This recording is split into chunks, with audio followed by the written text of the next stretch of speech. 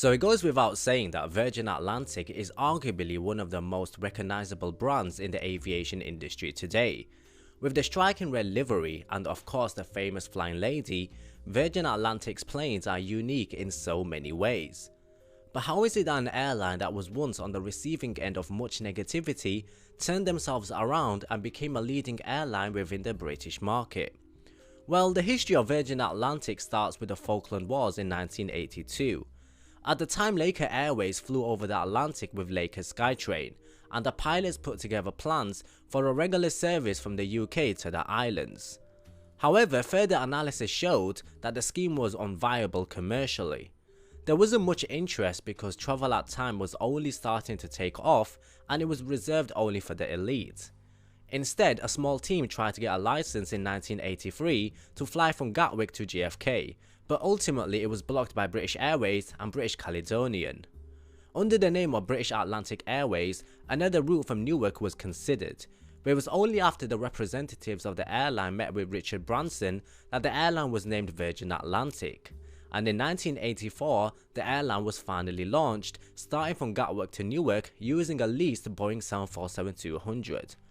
Ironically, this plane was leased from an Argentinian airline, taking over the small market share of Skytrain operation, which by then had failed into bankruptcy. The airline rapidly grew, and by 1986, the airline had two Boeing 747s and they started routes to JFK, Miami, Tokyo and Los Angeles. During their growth, British Airways saw them as a fierce rival, and in January 1999, the UK Civil Aviation Authority opened the door for Virgin Atlantic to operate from Heathrow, and services were started from July 1999. Now, this was one of the major causes for the famous British Airways Dirty Tricks campaign against Virgin Atlantic. In 1992, British Airways published an article in BA News which argued that Branson's resistance against British Airways was merely for publicity. Now, Richard Branson of course didn't like what he was hearing, so he decided to sue British Airways. This matter was closed and Branson won the lawsuit when the evidence was presented that British Airways was essentially on a mission to kill off the Virgin Atlantic brand. So fast forward to 1997 and the airline had its first major accident. After numerous attempts to shake off the jammed landing gear of the Airbus A340-300, the aircraft made an emergency landing at London Heathrow Airport.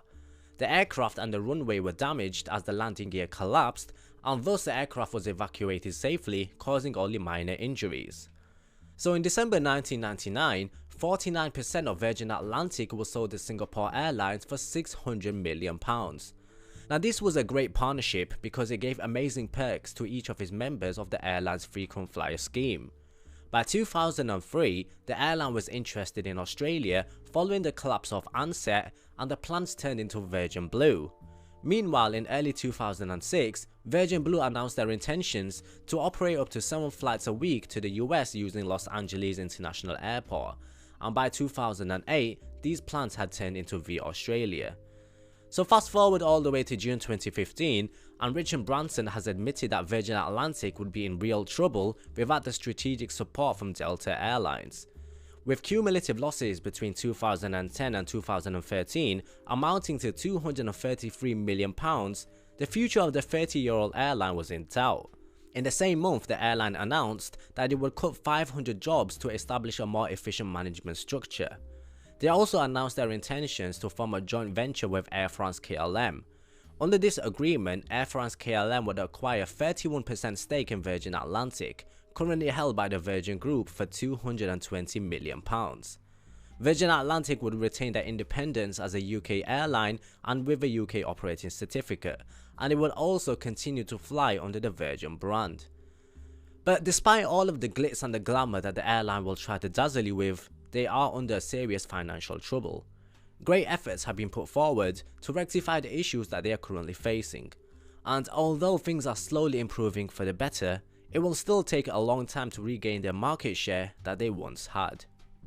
So there you go, my friends, that was a brief history of Virgin Atlantic, one of the frontiers of the British aviation market. Now, I'm curious to know whether you've flown with the airline, and if so, how was your experience? Do share your opinions and thoughts in the comments below, like and subscribe if you enjoyed the video,